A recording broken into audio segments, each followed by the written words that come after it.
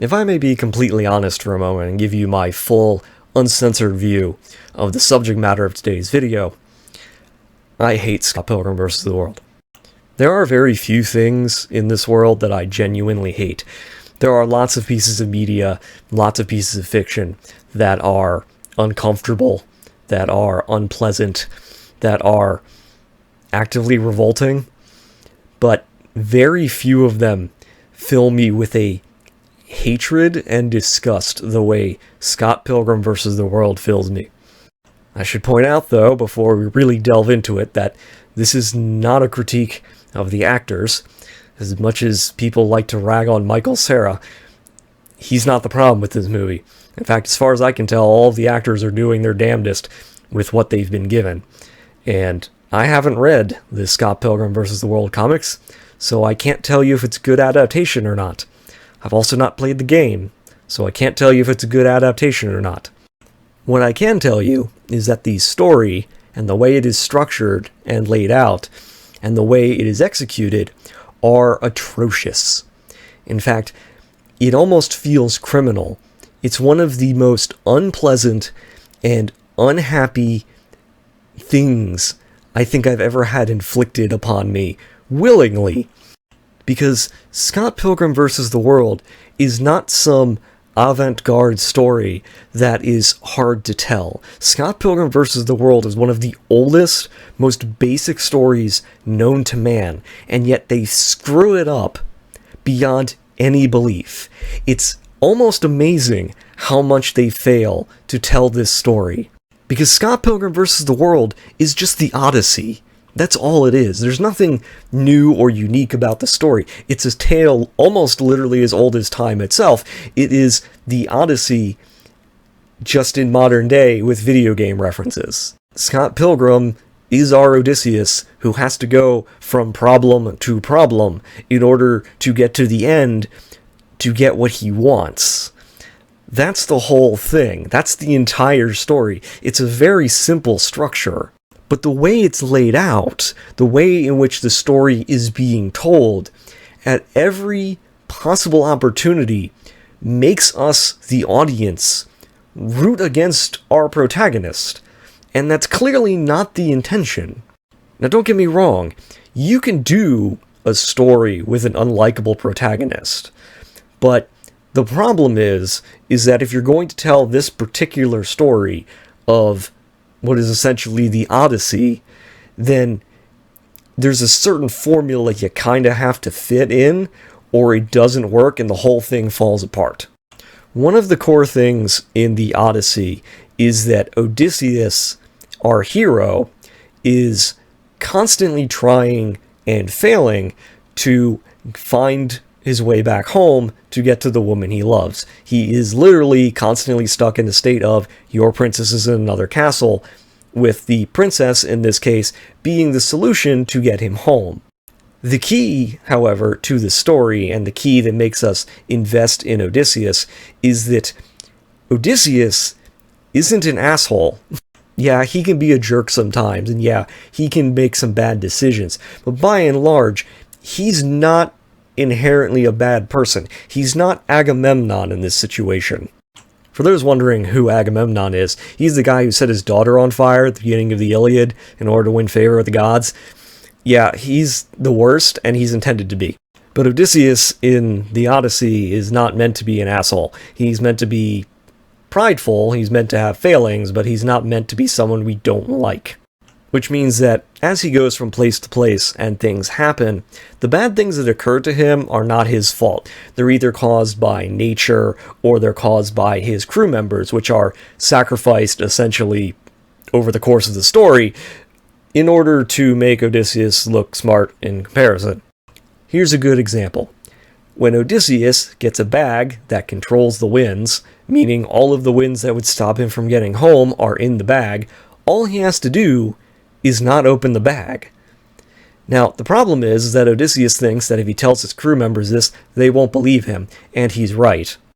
However, because the crew didn't believe him anyway, regardless of whether Odysseus told them or not, his crew open up the bag of winds right before they get home, and so he's blown all the way back. That's the core idea and the core setup of the Odyssey. Odysseus has a solution. Something occurs to where he can't get what he wants, and so he's constantly stuck in this loop of the princess is always in another castle. Scott Pilgrim vs. the World is set up the same way. You have Scott Pilgrim, who wants to get the girl, but he can't because in between him and the girl are the evil exes who want to stop him. Along the way, there are other problems and relationships that he has to deal with. But the problem with Scott Pilgrim vs. the World is that at every possible opportunity, it makes Scott Pilgrim out to be one of the worst, most repulsive human beings that has ever been put to film. Now, that's a little hyperbolic, but the problem of what I'm getting at is that Scott is a character who is awful, but the movie goes out of its way to either excuse what he's doing or just doesn't address it. So when you have a character who is a groomer who manipulates and uses everyone in his life, who sees his ultimate supposed love interest as an object to be won, rather than as an individual who he's attracted to for any of her actual traits, you don't really have anything that makes you go, I want to see this character succeed. Imagine if, in contrast, they took something like, I don't know, Jigsaw, and were like, yeah, Jigsaw is a good, upstanding human being who works really hard at his job as being a janitor. That's basically the approach that they're giving Scott Pilgrim, this character who is almost a sociopath in the way in which he feeds off of other people's emotions and uses them for his own personal gain.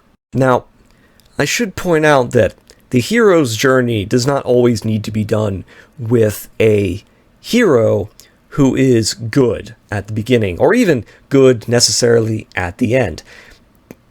But the part of the journey is that the character needs to change or develop as they go along. The way that you're meant to tell a story like Scott Pilgrim is you start with a character who's a jerk, who's an asshole, who really is only interested in his love interest because of the way she looks and because he feels that she is available to him. But then over the course of the story, he has to defeat each of the exes, upon which he learns something about the person he doesn't want to be. The point is that each of the exes has a flaw for various reasons. Either they're too narcissistic, or they're too focused on controlling, Ramona, or they're too focused on, like, their careers, whatever. The point is that each one of them should be a reflection of some bad trait that he has to get over. The goal should be that at the beginning, he's just as bad as all of the exes are. But because he's had to face each one of them individually and has had to basically go through the labors of Hercules, to do another Greek mythology reference, he's supposed to come out of it on the other side being a better person, having some understanding that what he is undertaking is not just about him, but about the person who he is engaging with. The point of having these labors, the point of being on the Odyssey, is that the end goal is more important to him than any of the other bullshit that would stop him or weigh him down. Along the hero's journey, there are lots of things that will tempt him, that will say, hey, you're not nearly as good about it, she's not worth it, you don't deserve her, she doesn't deserve you, what have you. And along the way, he has to confront each of these in order, so that by the end of it, he has essentially realized what's important, and thus engaged with her as a person. Because if you don't do that, if you don't have him change or develop or alter himself as a character as he's going through it, then there's really no reason for him to be doing it other than the fact that he wants to have sex with her. And that's not a good motivation, or even an admirable one, if you start from the perspective that he's a creep. Scott Pilgrim is every nice guy who complains on the internet that he's not getting laid and that women won't love him and thinks he's entitled to shit because he's a dude and has a penis. The guy goes out of his way to manipulate and create an almost parasocial relationship with a high school girl who he doesn't even really like. He's just using because she's obsessed with him. And he's using her basically like an emotional vampire, like she's a sponge to have everything sucked out of her. And he never really comes to terms with this. In fact, the movie seems to think of it as if it's her problem that she's not recognizing it. And in fact, the drummer in the band also has a bad relationship with Scott, and also was used by him, and the band also feels like he is basically using them for his own, essentially his own purposes, which is true. And by the end of the movie, after he's gone on this journey, he hasn't learned anything. He hasn't changed as a character. He hasn't developed as a human being. He's still the same scumbag who we saw at the beginning. The only difference is that now, apparently, because he's fought, she's kinda into him. Like what should happen at the end of this movie, which should have been the defining moment, is he's defeated the evil exes and he goes up to her and says, cool, how, can we go on a date? And she should, without any hesitation, reject him, because just because he's gone through that doesn't mean he's entitled to anything. Now, I will give the movie props for not having them fall in love at the end, which is good. That's a step in the right direction. But Ramona isn't a character. Scott is such a well-defined character in such a poor way that every other character is defined essentially in contrast to him, which is not necessarily a bad thing if the goal was for him to fight people that would then allow him to realize his own flaws. But when you're trying to tell us to buy into a love story, you need to define the love interest in such a way that we understand why Scott is into her, other than the fact that he thinks she's hot. Because Ramona doesn't really get any character traits. She has exes, but nobody really explains why they're into her, or why they're trying to defend her from other exes or other people who want to be with her. It's unclear why she has such a wide range of people that she's dated. It's unclear why, what she's interested in, or what her goals are, or what she thinks about anyone, because she's essentially turned into the role of an object to be moved around from place to place. In fact, the last guy that she fights literally is trying to mind control her like she's a robot. And you would think that this would be a great moment for the movie to go, wow, Scott, you're a terrible human being who also wants to control her because you're in love with the image of her, not her as a person. But the movie doesn't do this, because the movie doesn't think about Scott and his relationship this way.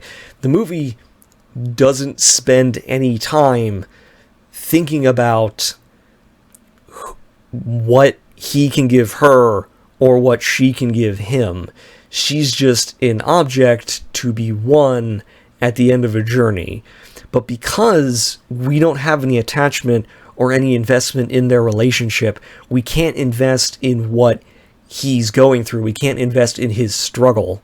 In fact, it's made really, really hard to invest in his struggle when the more we learn about him, the worse person he becomes in our eyes, because we're just constantly finding out about awful things that he's said or done.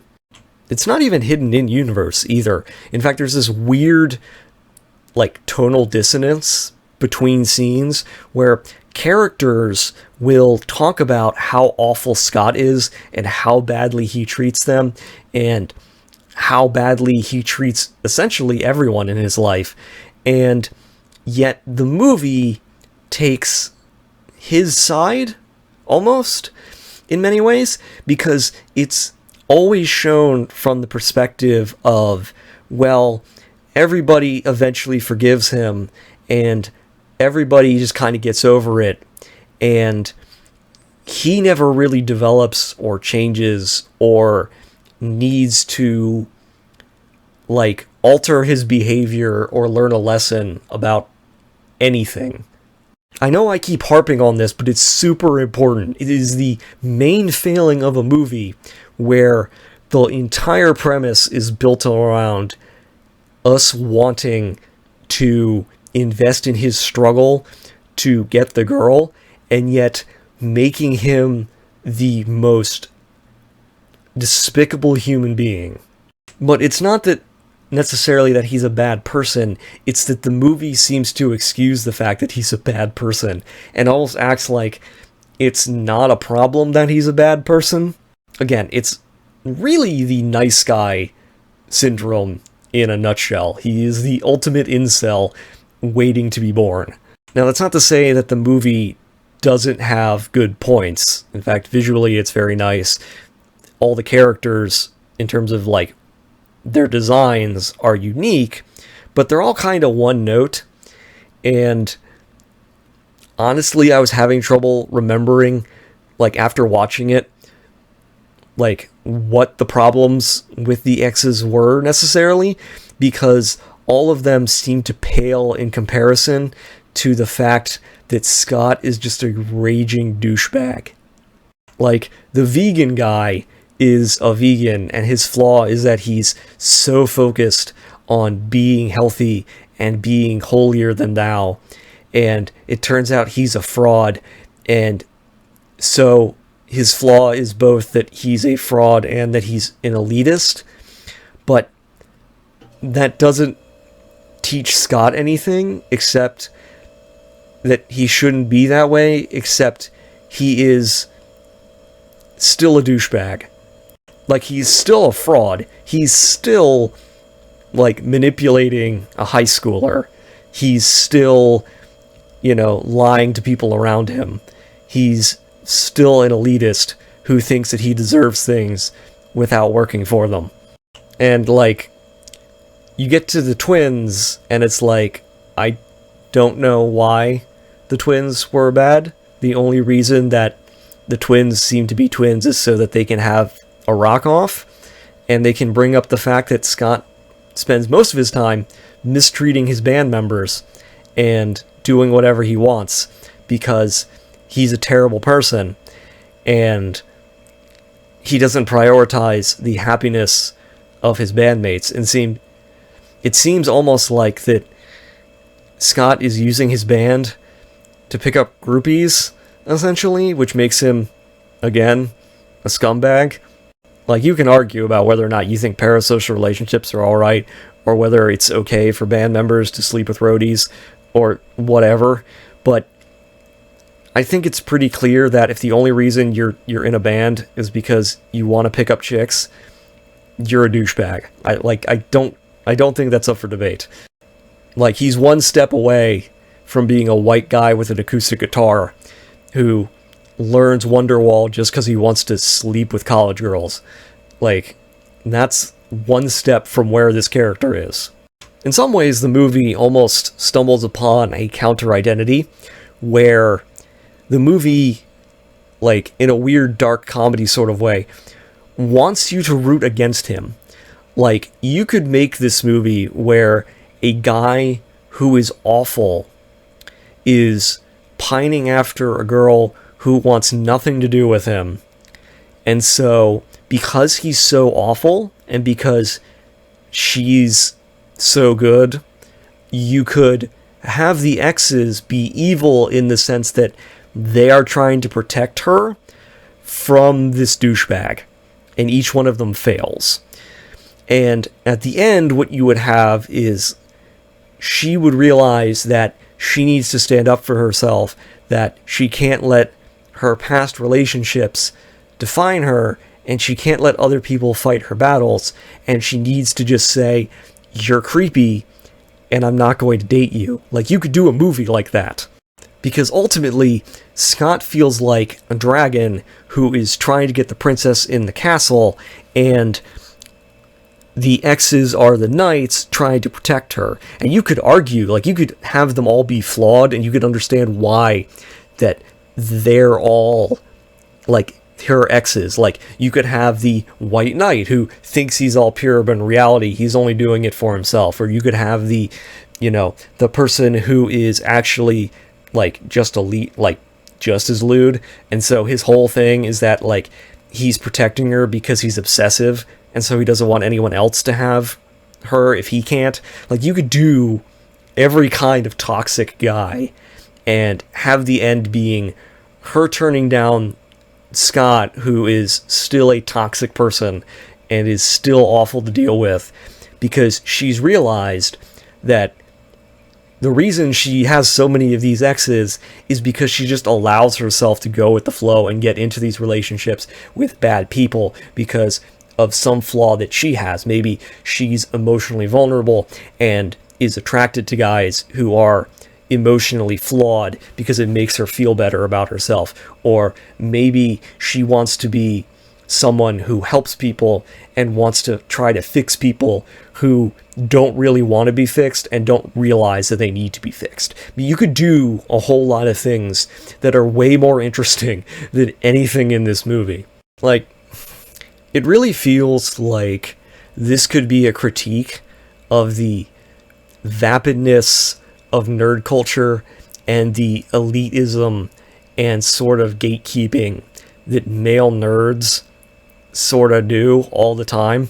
Like, the entitlement that they feel towards women, the feeling that they are, again, entitled to things. Like, the problem is that since this movie has came out 11 years ago, it has sort of, like, incel culture and toxic fandoms and all of this stuff have bloomed in the world, and we've become more aware of them. And so looking at this movie through that, it really feels like it genuinely feels like that should be the lesson, that he's a bad person and he's not going to change, and so the only way out of it is for her to assert herself. It just sort of ends. Like, the movie basically goes with him asking her out and her going, "Sure," and then them turning and walking away, and that's the end. And it's just infuriating because he hasn't really earned anything. He hasn't really deserved, like, done anything worth, like, earning her. We're supposed to think that because he's defeated her exes, who are, in some cases, not in a relationship with her, but with other people. In fact, I think the third guy is the vegan guy is actually in a relationship. So I'm not sure why Scott has to defeat him, other than the fact that they want to make vegan jokes. I don't really know. Like, I don't have any real understanding of why Scott should be allowed to date her. And I don't mean that in the sense of, like, she can't choose to date him. She's free to do that. The problem is that the movie seems to take the position that because he's gone through this journey, because he's gone through the Odyssey, that he is now entitled to a date with her. And it doesn't feel right. It feels very skeevy, especially because the last guy, the dude who's trying to mind control her and turn her into what he wants her to be, is such a mirror image of Scott and is such a, like, gaze into what his future probably looks like, that it's extremely uncomfortable, because Scott's not really into her. He's not really into Ramona Flowers. He is into the idea of her. She is goth girlfriend who he's lusting after. He doesn't know anything about her. He doesn't really care. He just wants to be with her. And every other relationship in his life, just like this one, is built around him at the center. Like, he's a raging narcissist who defines all of his relationships in terms of what they can do for him. And that's really awful, especially in a protagonist we're apparently supposed to like, because there's nothing likable about him. Now, part of this might just be that having been in nerd culture and having met and known people like Scott and having seen this sort of attitude, like, in real life, it irks me more than it would probably irk somebody else who's not familiar with it. And part of it is that, part of it's the story, like, again, storytelling is so bad, because it's not a hard fix. It's really not. It would be so much easier just to have him realize things as he goes along. It would just have it be so much easier to have him realize that he's a douchebag and that he doesn't want to live like this. He doesn't, that it's wrong for him to view other people around what they can do for him, and that it's making him miserable, and he's going to end up alone and unwanted. He's going to end up an obsessive like one of her exes. Like, it would be so much easier just to do that. It would be so much easier to just fix this story with that one fix and have him realize and develop as he goes along the hero's journey. But he doesn't. He just starts and ends the story in the same place. Nothing was learned. Nothing was gained. Nothing came of it. He starts being a douchebag who's into her because of the idea of her, and he ends it being into her because of the idea from her, having really proven, if anything, he's proven to the audience who are watching him go through the story that he should not be in relationships. Like, if anything, he's made the case against himself. Like, the entire movie is an exercise in self-incrimination and what you should not do if you're trying to tell a love story. Like, people say Romeo and Juliet is a bad love story, and it is, because it's not a love story. Romeo and Juliet is a tragedy. It's meant to be a tragedy. It's not meant to be romantic. Like, Romeo and Juliet's not meant to be romantic. This, apparently, was meant to be romantic, and it was meant to be a kind of, like, action comedy with lots of in-jokes and references, and, like, it was supposed to, like, make us, like, feel for Scott, I guess, or at least feel for his journey, but it doesn't. And if the movie was taking the position that we should hate Scott, that would be one thing. If the movie was taking the position that Ramona was her own character with agency, that would be another thing. If the movie was trying to teach the main character, and thus the audience, about the pitfalls of narcissism and the pitfalls of ordering your life around your own needs when trying to engage in relationships, that would still be yet another thing. None of these are in the movie.